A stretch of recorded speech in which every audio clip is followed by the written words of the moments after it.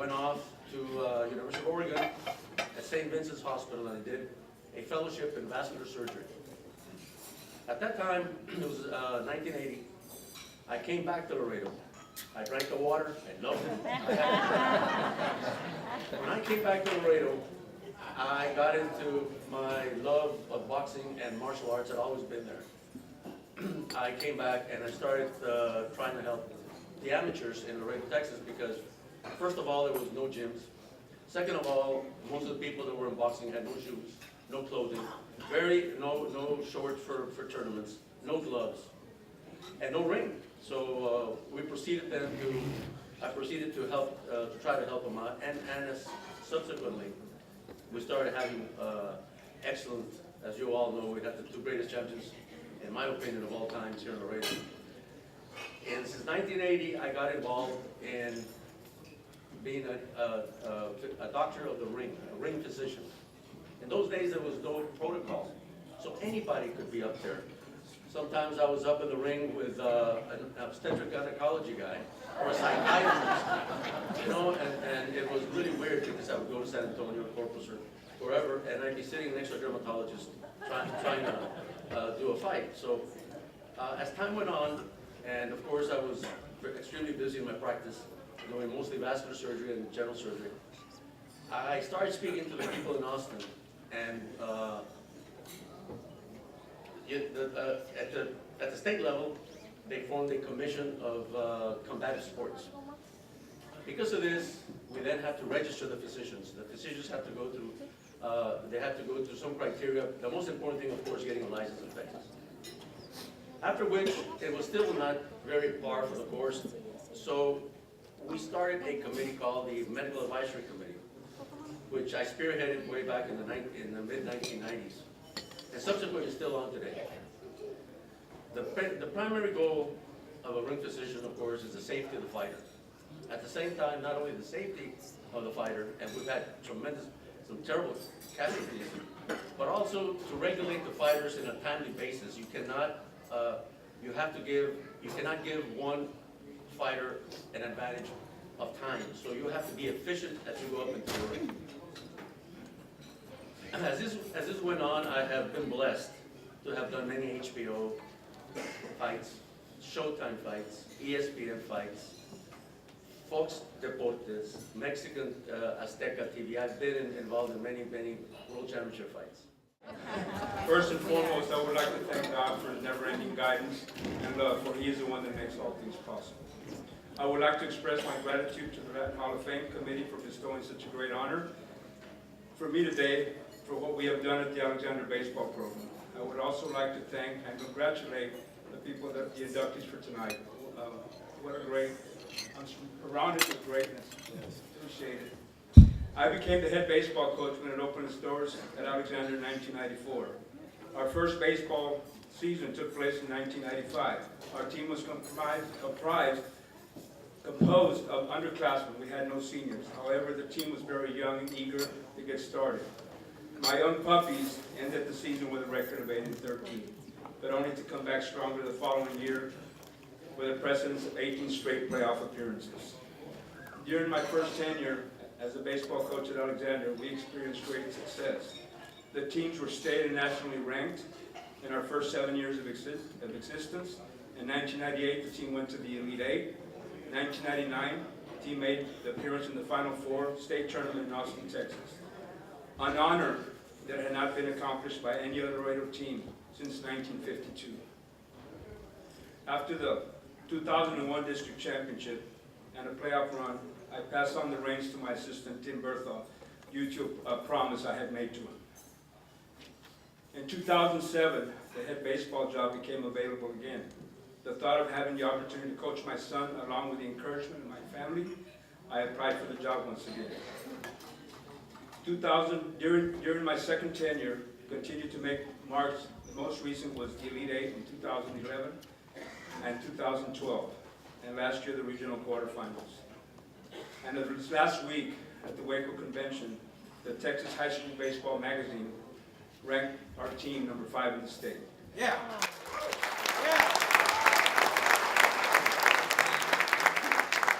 Coaching my son Chipper has most rewarding and unforgettable experience of my coaching career. I have thoroughly enjoyed this experience and would not trade it for anything in the world. At this time, I would like to tell him how honored I am to be his coach, as he has been able to handle all the challenges and expectations that come forth with being the coach's son.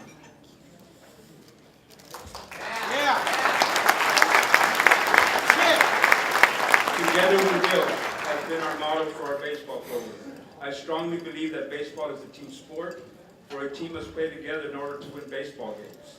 Babe Ruth once said, "The way a team plays as a whole determines its success. You may have the greatest bunch of individual stars in the world, but if they don't play together, the club won't be worth a dime." In addition to our motto, I feel the outstanding coaching staff that I have, which is comprised of Armando Gomez, Fernando Lemos, Jose Gobea, David Martinez as play major, factor in the success of our program. I would also like to thank Coach Alfredo Espinosa, Coach Raul Trevino, Tim Berthoff, Coach Joel Lopez, as well as Mr. Bobby Santos, Severita Sanchez, Sandra Alvarez, and Dolores Pereira, which were my principals in school, for their constant support throughout the years. To my current and former players who have been honored and privileged to be coach, the memories built throughout the years I will cherish for years to come. Last and definitely not least, I would like to thank my home team, known as my family, my dad, my wife Laura, my brother Chipper, my brother Robbie, and my 3 children, Denise, Lexi, and Chipper. I am truly grateful for all your support. Before I close, there are some special people who unfortunately cannot be here with us tonight because they're too busy being the angels in my outfield. My mom, my brother Rolly, and my in-laws, Leila and Chichi, who I know are smiling down on me tonight wearing an Alexander baseball. Thanks again to the Latin Hall of Fame committee, and may God bless everyone here. Go Bulldogs. Tonight, I stand before you accepting this honor bestowed to Women's City Club by the Latin American International Sports Hall of Fame. On behalf of the members, we thank you for acknowledging the goals and hard work of Women's City Club for the youth of our community. Our long-term partnership with the Fernando Salinas Charitable Trust Fund has offered many opportunities for Women's City Clubs, such as partnering for the next 6 years as the title sponsorship for the Border Olympic annual event. Thanks to Javier Santos for believing in our mission. In the past, Women's City Club has contributed to boxing clubs, soccer leagues, little leagues, golf tournaments, Special Olympics, and to middle school and high school athletic programs. We firmly believe that sports rounds out the character of our youth. This year, Women's City Club is celebrating 65 years of service to our community. For those of you who may not know who we are or what we do, let me tell you. You think sports training is tough? Try keeping 70 active members' ideas on track towards one goal. It's like a football gameplay. It's planned, coordinated, and executed with the ultimate goal of scoring a touchdown. And this year, we hit it along with the 2-point conversion. We dispersed over $315,000 to local nonprofit organizations last week. On a personal note, I lived in Laredo for about 10 years, and I got married here 40 years ago. My wife is here, Emily, and my son was born here. I'm going to ask the players to please stand up when I call them out. Besides being great athletes, they wanted to win, they wanted to play team ball. They also became very successful persons in their lives. We have from Zapata High School, Laredo Junior College, power forward, county judge, Joe Rethenmall.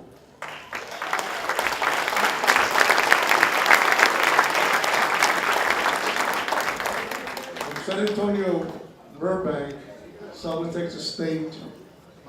Been an educator for about 30 years, was a principal most of his life. Jesse Sandos.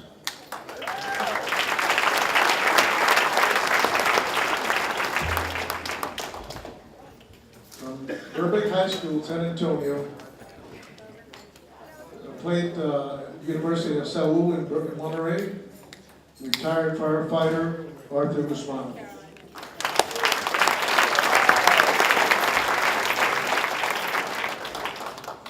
San Antonio Kennedy High School, New Mexico Highlands, basketball and baseball. He was a baseball All-American.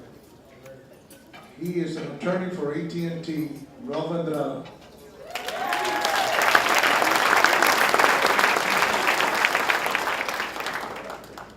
San Antonio Burbank High School, and also from Laredo. Been an educator for more than 30 years here in Laredo. Played for Texas Lutheran University, played professional basketball 1 year in Morelia, Michoacan. Carlos Guzman.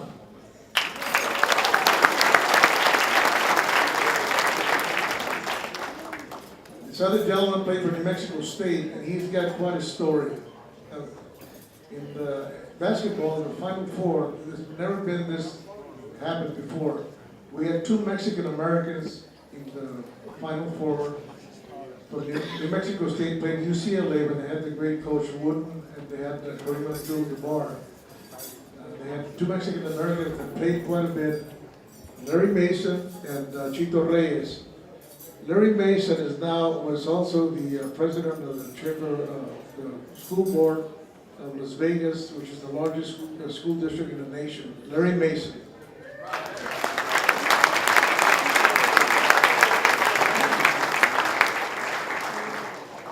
I want to thank the association for honoring us, and you guys have done a fantastic job. I was here when it all started back in 1973 with the basketball tournament. And you guys have really done a fantastic job. Thank you. The pleasure is mine. Just for one moment, people with green jackets, could you stand up? They have not sat down except for now, but I gotta tell you, these, in addition to those who came before you, this is not just the board, they're the visionaries, they're the implementers, the inspiration, the motivation, the dedication, and the people who represent us so well. Thank you so much. Everyone give her a hand.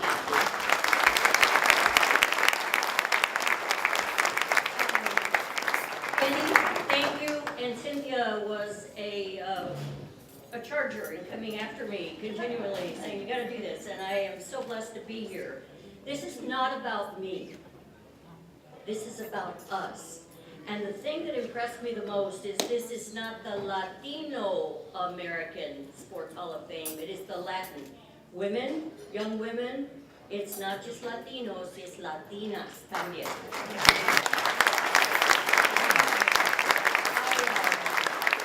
I grew up in New Mexico, and like many of you, we had a very small Hispanic family, only 6 relatives at 19, 20, and I did have all brothers and no sisters.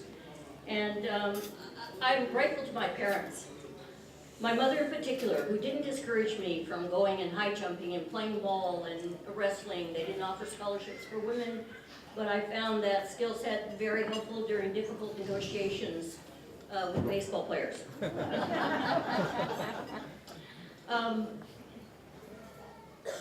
My father played softball in the summer, but recreational, on the mesa, right? Homemade bats, and sometimes we had bases, sometimes or not, it didn't matter. But he was a catcher, and between innings, he would let me come and sweep off the plate. Clean the plate, Linda. It's still the only plate I know how to clean. But it was an inspiration in me becoming a catcher también. I was the president of the Girls Sports Club, I played softball, and then there weren't enough girl athletics schools, teams. We had to play against University of New Mexico because there weren't enough high school teams, so that all changed. I was offered, one of the first women to get offered a scholarship at the University of Southern Illinois for a softball scholarship. And I almost almost took it. But I went on an academic scholarship to Pomona College, which didn't say that I wasn't committed, because I think sports, regardless of what you play, you could be the best player, but you need a team. And Pomona College was not known for its athletics.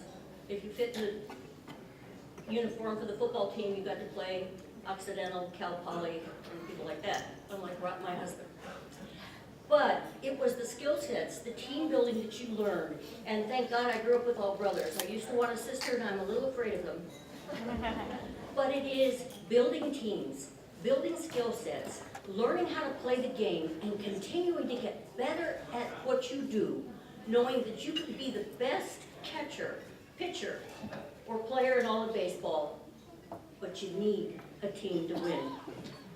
I want to thank my husband Robert, and certainly my parents, who didn't discourage me and encouraged me, and I would not be here today if it were not that. My first date with this person I later married, Robert, was to a Dodger game in Los Angeles. I'm not that old, it wasn't Brooklyn. And he thought I really liked him, but I had never been to a Major League Baseball game, and so I was very, very excited. And he told me about 6 weeks later that he had decided to marry me that night. I said, oh yeah, sure. What does he want? And I thought about it, well, maybe my looks, my personality, my sense of humor. And he said, no, none of that. I said, none of that? He said, no. I said, good. He told me that I was the only girl he had ever taken to a baseball game who put onions on her Dodger dog, and he thought this was a sign from God that I was the one.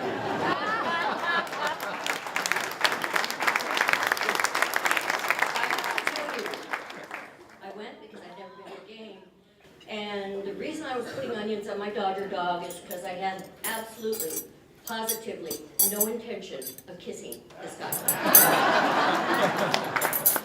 It worked out well. Who would have dreamed? You know, and these gentlemen will tell you, 99.9% of people who dream of being in the big leagues don't get there.